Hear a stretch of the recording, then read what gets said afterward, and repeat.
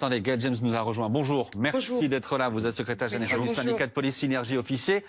Parole à la police, puisqu'on est face à cette question. Est-ce qu'il faut réécrire la loi concernant les conditions de tir après un refus d'obtempérer? Est-ce que vous dites, vous, qu'aujourd'hui, est-ce que la loi vous va? Alors, en l'état, oui. Je viens d'arriver en cours, hein, je m'excuse. Donc je vais me permettre de rappeler certaines choses. C'est-à-dire qu'un refus d'obtempérer en France est toutes les 17 minutes. C'est-à-dire que toutes les 17 minutes, dans notre pays, une personne refuse d'obéir aux injonctions d'un représentant de l'État. À quel point ça avait augmenté ces dernières années? Non seulement ça a augmenté, mais en plus ce sont les refus d'obtempérer aggravés qui ont augmenté de 95%. C'est pas anodin. Alors concernant la loi, je vais y venir et je vais répondre à votre question. Moi, quand je lis ce rapport, je suis un petit peu désolée. Parce qu'on fait état des causes des refus d'obtempérer. Ça peut être l'augmentation du trafic de stupéfiants, le coût du permis de conduire, etc. Mais les jeux vidéo. Ce qui est dit, les jeux vidéo, si vous voulez, je le rajoute à la liste. C'est dans le rapport, c'est dans le rapport. Oui, tout à fait. Et je cite et aussi dans le rapport la volonté croissante de transgresser et de défier l'autorité de l'État. Donc moi, ça me dérange. À partir du moment où, en plus, votre rapport le dit, c'est qu'il y a... Pardon, excusez-moi. Je peux arrêter de me moquer un petit peu parce que cette cause m'a paraissé particulièrement problématique. Donc ça, ce sont les causes. Et quand je lis encore dans le rapport, les solutions qu'on peut apporter à cela, à savoir... revoir la formation des policiers, faire intervenir au cours de cette formation des personnes, des historiens, des sociologues, pour faire comprendre, apprendre aux jeunes policiers la société. Oui, c'est vrai, on est peut-être bête, on ne comprend pas la société. Avoir de nouveaux équipements, etc., etc. Mais je me dis, mais est-ce que c'est vraiment ce qu'il faut faire dans ce pays? De réformer la police nationale et de changer les lois? Pour vous, il faudrait s'attaquer à ce qui se passe avant, c'est-à-dire aux causes de refus d'obtempérer. Alors attendez, il faut que monsieur Thomas Rodigoz vous réponde. Je finis juste. Moi, ce qui m'a aussi choqué, c'est que dans les solutions, c'est une campagne nationale. Vous auriez dû vous arrêter. Mais est-ce qu'on est sérieux sur les risques physiques que peut engendrer un refus d'obtempérer et en termes de droit pénal? Est-ce que vous pensez qu'une campagne nationale... Enfin. Alors Thomas Rodigoz, pour répondre à Gaël James, qu'est-ce que vous dites? Alors sur la formation, je vais pas forcément sur tout, mais sur la formation, vous dites effectivement dans votre rapport qu'il faudrait mieux former et notamment que les policiers soient mieux formés sur l'état de la société actuelle. C'est un des éléments. Mais sur la formation, ce qui est très important pour nous, c'est qu'on puisse déjà allonger la durée de formation à l'école, que ce soit pour les gardiens de la paix, que ce soit pour les policiers adjoints.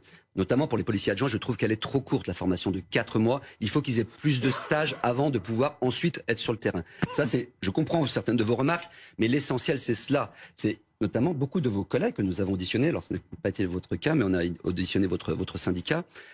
Tous les syndicats de police nous le disent, effectivement, que sur la question des tirs, un policier doit, comme un gendarme, doit tirer 3 fois par an. Il y a 3 séances de tir de 30 cartouches. Et bien très souvent, mais c'est pas de leur responsabilité, c'est pas de leur faute. D'ailleurs, on le dit bien dans le rapport, on dit pas que c'est la faute des policiers.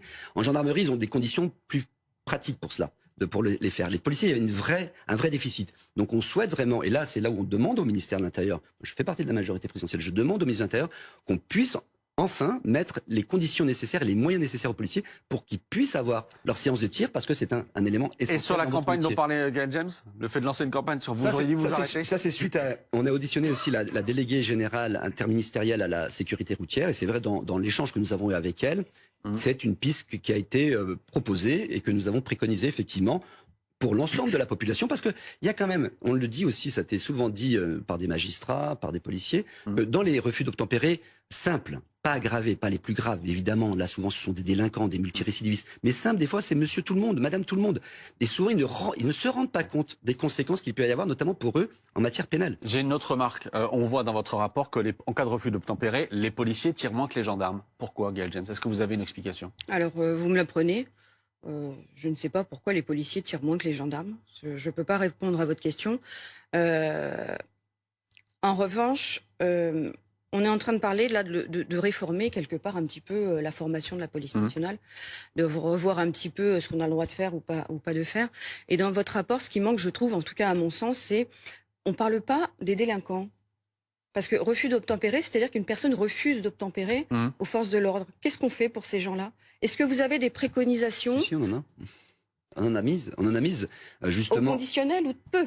Mais vous savez, un rapport, derrière, c'est pas une loi. Nous, on propose un parlementaire dans ces cas de cette mission. On est vraiment dans notre rôle d'évaluation de la loi. Donc le président de la commission des lois, Sacha Houlié, a missionné 2 députés, Roger Vico, PS et moi-même Renaissance, pour évaluer la loi de 2017, pour voir si finalement cette loi, elle avait des failles, elle avait des problèmes.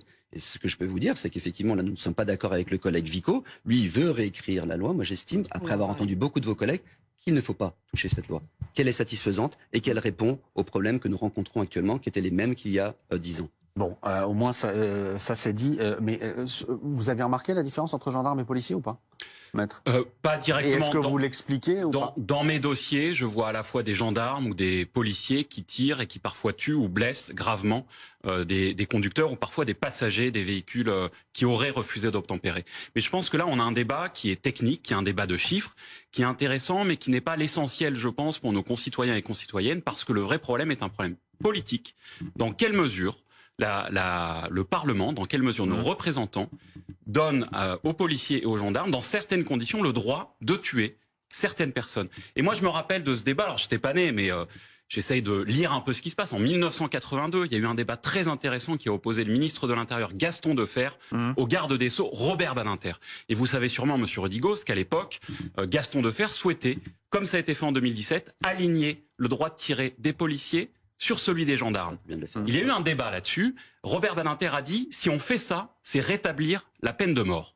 Ces mots sont très forts, ils sont aussi très justes. Et Pierre Mauroy lui a donné raison, et je pense qu'effectivement, cette loi, celle de 2017, donne aux policiers la possibilité d'exécuter une peine, qui est la peine de mort, pour punir le fait d'avoir refusé d'obtempérer, et ce, sans jugement, sans procès, sans procédure, alors que la loi prévoit que le refus d'obtempérer est puni de 2 années de prison et non pas de la peine de mort. Il faudra qu'on prolonge ce débat parce que malheureusement, on arrive au bout de ce débat, Gadjem. Alors moi, je suis vraiment désolée qu'on arrive au bout de ce débat, notamment sur la proposition de loi de Monsieur Vico. Alors je ne sais pas où il a eu cette idée lumineuse, Monsieur Vico, parce que en tout cas, il est payé combien pour avoir cette idée? En tout cas, beaucoup plus que mes collègues qui sont sur le terrain et qui risquent leur vie tous les jours pour protéger les concitoyens et le protéger. Et tuer certains de nos concitoyens.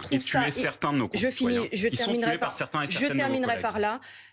Simplement, on ne prend pas dans ce pays les problèmes à bras-le-corps de manière pragmatique et ferme. C'est-à-dire que s'il y avait un choc d'autorité, s'il y avait des réponses pénales fermes et un soutien de toute la classe politique, on n'en serait pas à se demander s'il faut réformer la police nationale. Sur ce que dit Maître Kempf, et si il faut, parce que je vous entends presque désarmer les policiers, en tout cas sur ce que dit Maître Kempf à l'instant, sur le fait que, effectivement, tout ça aboutit à ce que certains de vos collègues tuent aussi après des refus d'obtempérer. Ils sont obligés des fois. Non mais il faut intervenir, j'ai envie de vous dire.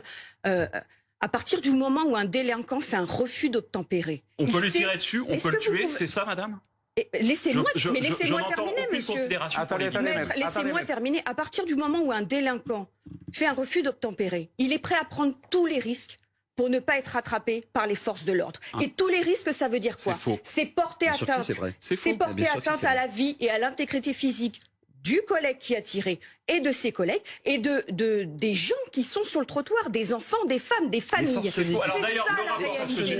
Attendez, non, je suis obligé d'arrêter ce débat. Je suis obligé d'arrêter ce débat, il faut qu'on avance. Tue des victimes innocentes. C'est ça la réalité. Il faut qu'on avance. Merci à tous les trois d'être venus ce matin sur ce plateau pour débattre. Merci beaucoup. On va passer à